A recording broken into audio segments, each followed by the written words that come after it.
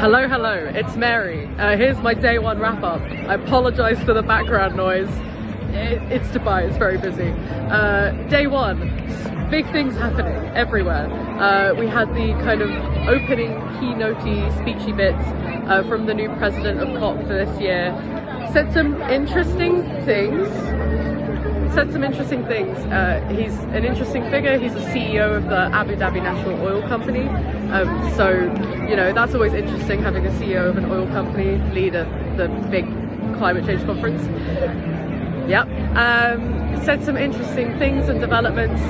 One of the most interesting things to me was that he really focused on kind of how his approach to tackling climate change involves working with and being in dialogue with the oil companies and ensuring that fossil fuels remain on the negotiating table and do not get taken away. Lots of people have very different opinions. I have a very different opinion to that. But he kind of focused a lot of his speech on that. He focused a lot on how there are new agreements to decrease methane production and methane kind of, you know, going into the air with these different oil companies. Just because you're decreasing methane doesn't mean it's going to do anything to decrease the carbon that they're emitting. Yeah. Other things happened, slightly more positive things happened. Some of our UCL group happened to run into a former General Secretary of the United Nations FCCC, which is crazy to just see her sat on a bench eating lunch. That was nice. Other really cool stuff.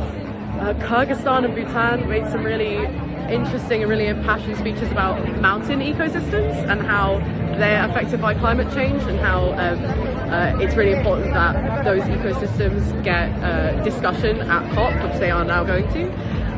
Also had a really interesting kind of point from the Russian Federation about how maybe we should be looking at some of the observers, the NGOs and charities and companies that come into COP, because some of them are engaging in protest and engaging their right to free speech, and maybe they shouldn't be allowed in. Yeah, no, I don't agree with that at all. John Kerry from the US quite quickly made a point that actually we think people should be engaging in freedom of speech, which, thanks John Kerry, I needed that. It's been a crazy day. It's been absolutely mad. I'm still getting used to the concept of Dubai as a city.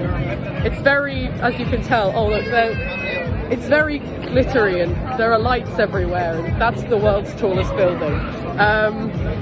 Yeah, we'll see what tomorrow brings. I'm hopeful. I think this is going to be great. See you soon.